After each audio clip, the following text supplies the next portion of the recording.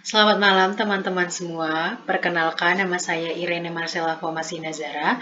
Saya dari kelas 3F dengan NIM N1A1202 akan menjelaskan mengenai kompetisi petugas promosi kesehatan. Seperti yang kita ketahui bahwa profesi promosi kesehatan sendiri kita sebut sebagai promotor kesehatan. Nah, bagi teman-teman yang belum tahu, untuk semua orang yang berprofesi sebagai promotor kesehatan itu tergabung dalam PPPKMI. Kemudian promotor dan pendidik kesehatan memiliki tugas utama yaitu melakukan upaya promosi kesehatan. Definisi dari promosi kesehatan sendiri menurut WHO adalah suatu proses pemberdayaan individu dan masyarakat untuk memelihara dan meningkatkan kesehatannya.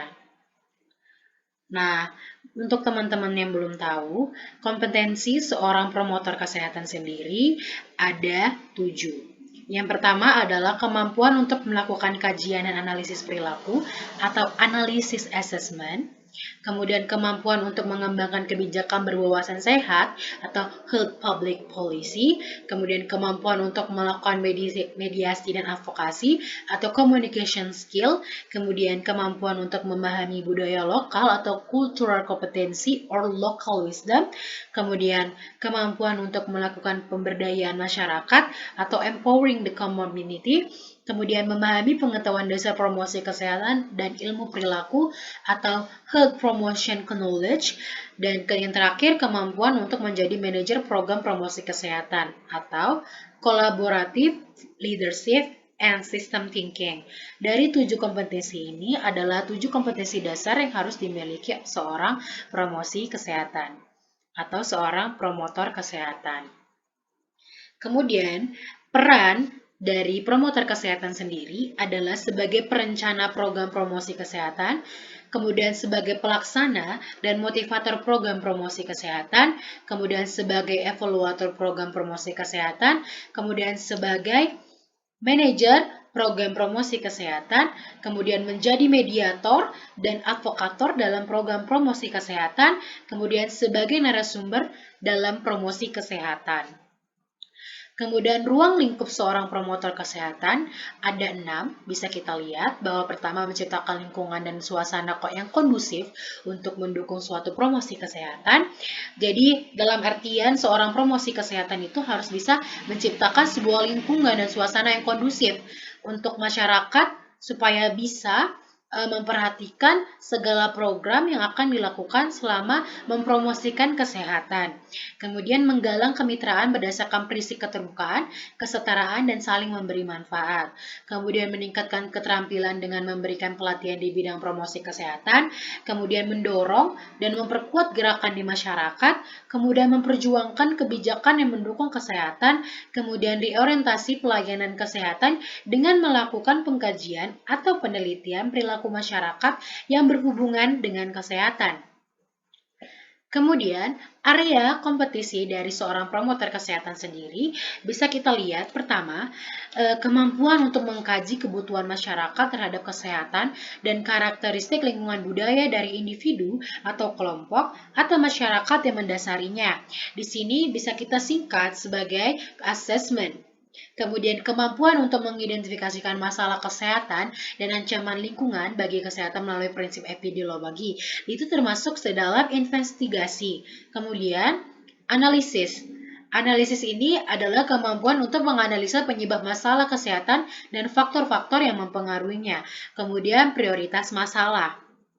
Nah, prioritas masalah ini sendiri adalah kemampuan seorang tenaga promosi kesehatan memprioritaskan masalah kesehatan dan merencanakan perubahan perilaku individual atau kelompok atau masyarakat didasari dengan teori perubahan perilaku yang efektif. Kemudian perencanaan. Di sini tenaga promosi kesehatan itu diharapkan mampu untuk merencanakan program perubahan perilaku individual atau kelompok atau masyarakat yang didasari dengan teori perubahan perilaku yang efektif. Kemudian yang selanjutnya adalah pemberdayaan. Di sini tenaga promosi kesehatan harus mampu untuk mengorganisasikan dan mendayagunakan sumber daya masyarakat. Kemudian pengembangan media, yaitu kemampuan untuk memilih dan menggunakan dan menciptakan alat bantu promosi kesehatan yang tepat dan inovatif. Kemudian jejaring. Di sini tenaga promosi kesehatan dimampukan untuk mengidentifikasi potensi-potensi yang ada di masyarakat. Kemudian kerja tim, kemampuan untuk membentuk kerja tim atau berkoordinasi dengan tim lain. Kemudian area kompetensi seorang promosi kesehatan sendiri adalah intervensi perilaku. Di sini kemampuan melaksanakan upaya perubahan perilaku secara individual atau kelompok atau masyarakat dengan menggunakan berbagai teori dan teknik perubahan perilaku. Kemudian ada evaluasi. Di sini tenaga promosi kesehatan diharapkan mampu mengevaluasi perubahan perilaku dari intervensi yang telah dilaksanakan.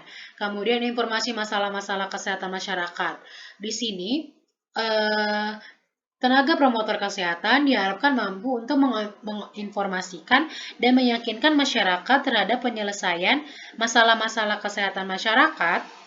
Kemudian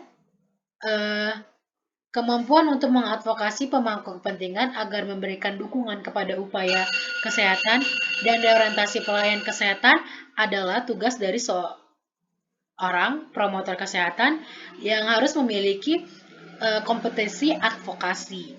Kemudian bisa kita lihat di sini dari jenjang pendidikan tenaga promosi kesehatan dari D3 sampai D4 atau S1 kesehatan masyarakat sampai yang memiliki profesi promosi kesehatan, kemudian S2 dan S3 bisa kita lihat sendiri kompetensi-kompetensi dasar yang harus mereka miliki. Kemudian kelompok tenaga kesehatan. Menurut PP nomor 32 tahun 1996 tentang tenaga kesehatan masyarakat meliputi epidemiolog kesehatan, entomolog kesehatan, mikrobiolog kesehatan, penyuluh kesehatan, administrator kesehatan, dan kesanitarian. Dan kita bisa lihat perbedaan di antara PP nomor 32 tahun 1996 dan Undang-Undang nomor 36 tahun 2014 tentang tenaga kesehatan. Di sini di Undang-Undang nomor 36 tahun 2014 disebutkan bahwa tenaga kesehatan masyarakat itu terdiri dari epidemiolog kesehatan, kemudian tenaga promosi kesehatan dan ilmu perilaku, dan pembimbingan kesehatan kerja, kemudian tenaga administrasi dan kebijakan kesehatan tenaga biostatis. Ini belum semuanya disebut, tapi bisa kita lihat perbedaan bahwa pada PP tahun 32 tahun 1996 itu masih disebut penyuluh kesehatan. Nah, sedangkan pada Undang-Undang Nomor 36 Tahun 2014 tentang tenaga kesehatan disebutkan tenaga promosi kesehatan dan ilmu perilaku. Bisa kita lihat bahwa perbedaannya.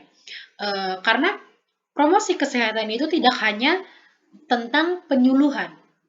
Banyak hal yang bisa dilakukan oleh seorang promotor kesehatan. Program kerja seorang promosi kesehatan atau promotor kesehatan itu tidak hanya melakukan penyuluhan program kesehatan, tetapi bisa kita melakukan perencanaan perubahan perilaku masyarakat tentang kesehatan.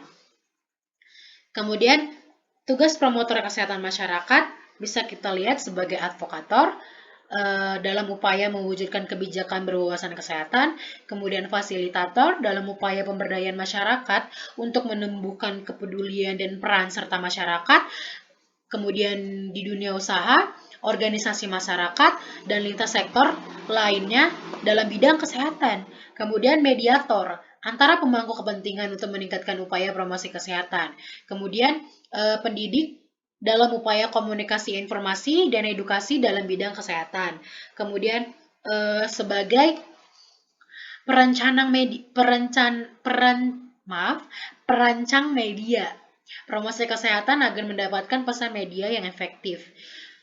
Kemudian definisi dari promotor kesehatan masyarakat keterampilan adalah jabatan, fungsional, promotor kesehatan masyarakat dan melaksanakan tugasnya meliputi kegiatan teknis operasional yang bersifat keterampilan di bidang promosi kesehatan. Kemudian, sedangkan promotor kesehatan masyarakat keahlian adalah jabatan fungsional suatu promotor kesehatan masyarakat yang melaksanakan tugasnya meliputi kegiatan yang berkaitan dengan pengembangan pengetahuan, penerapan konsep dan teori, ilmu dan seni untuk pemecahan masalah, dan proses pembelajaran dengan cara yang sistematis di bidang promosi kesehatan.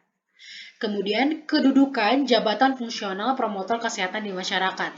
Sebagai pelaksana teknis fungsional promosi kesehatan pada tingkat puskesmas, rumah sakit, dinas kesehatan kabupaten atau kota, dinas kesehatan provinsi, kementerian atau lembaga luar Kemenkes, kemudian direktorat teknis atau balai kesehatan masyarakat atau UPT di lingkungan Kemenkes, kemudian direktorat promosi kesehatan dan pemberdayaan masyarakat.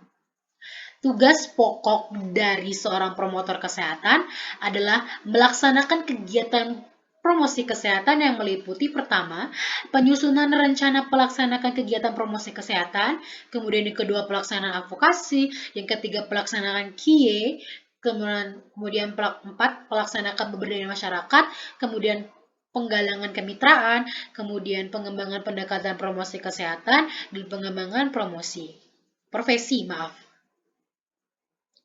Kemudian, kewajiban umum seorang promotor kesehatan adalah pertama, setiap promotor dan pendidik kesehatan harus menjunjung tinggi, menghayati, dan mengamalkan etika profesi promotor dan pendidik kesehatan. Kemudian, dalam melaksanakan tugas dan fungsinya, promotor dan pendidik kesehatan lebih mementingkan kepentingan umum daripada kepentingan pribadi. Jadi, yang dipikirkan oleh promotor kesehatan itu harus semuanya berujuk pada kepentingan umum, tidak kepada kepentingan pribadi. Kemudian, dalam melaksanakan tugas dan fungsinya, promotor dan pendidik kesehatan hendaknya menggunakan pendekatan kemitraan dengan mengutamakan prinsip kesetaraan, keterbukaan, dan saling menguntungkan. Jadi, selain kita diuntungkan, kita harus juga membuat mitra yang bekerja sama dengan kita merasakan diuntungkan. Kemudian, dalam melaksanakan tugas dan fungsinya, promotor dan pendidik kesehatan tidak boleh membeda-bedakan masyarakat atas pertimbangan keyakinan, agama, suku, golongan, sosial, ekonomi, politik, dan sebagainya. Jadi, dalam melaksanakan tugas dan fungsinya, seorang promotor kesehatan itu harus sama, adil, rata. Tidak boleh membeda-bedakan dari perbedaan agama, suku, atau golongan. Kemudian, dalam melaksanakan tugas dan fungsinya, promotor pendidik kesehatan harus sejalan dengan profesi atau keahliannya. Jadi harus sejalan, tidak boleh melenceng. Kemudian, kewajiban seorang promotor kesehatan terhadap masyarakat. Dalam melaksanakan tugas dan fungsinya, promotor pendidik kesehatan selalu berorientasi kepada masyarakat baik sebagai individu maupun masyarakat luas sesuai dengan potensi sosial budaya masyarakat setempat. Kemudian, dalam melaksanakan tugas dan fungsinya, promotor pendidik kesehatan berurusan dengan masyarakat. Promotor dan pendidik kesehatan harus terus terang, ikhlas, dan jujur. Kemudian dalam melaksanakan tugas dan fungsinya, promotor dan pendidik kesehatan harus menggunakan pendekatan yang menyeluruh secara multidisiplin dengan mengutamakan upaya preventif dan promotif. Kemudian, dalam melaksanakan tugas dan fungsinya, promotor kesehatan dan pendidik kesehatan harus berdasarkan fakta melalui penelitian atau kajian ilmiah. Kemudian, dalam melaksanakan tugas dan fungsinya, promotor dan pendidik kesehatan harus sesuai prosedur dan langkah-langkah yang profesional. Kemudian dalam melaksanakan tugas dan fungsinya, promotor dan pendidik kesehatan harus bertanggung jawab dalam upaya melindungi, memelihara, dan meningkatkan kesehatan masyarakat. Kemudian, dalam melaksanakan dan tugas dan fungsinya, promotor dan pendidik kesehatan harus melihat antisipasi ke depan, baik menyangkut masalah kesehatan maupun masalah bukan kesehatan yang dapat mempengaruhi kesehatan masyarakat. Dan yang terakhir, promotor dan pendidik kesehatan menegaskan etik egaliter. Baik, mungkin Pada malam hari ini, sekian presentasi dari saya mengenai kompetensi yang harus dimiliki seorang tenaga promosi kesehatan. Saya minta maaf jika ada kata-kata saya yang salah atau ya eh, kurang mengenakan di hati. Saya mohon maaf. Semoga apa yang saya presentasikan pada malam hari ini bisa menambah ilmu bagi sang pendengar dan bagi saya sendiri. Sekian dan terima kasih.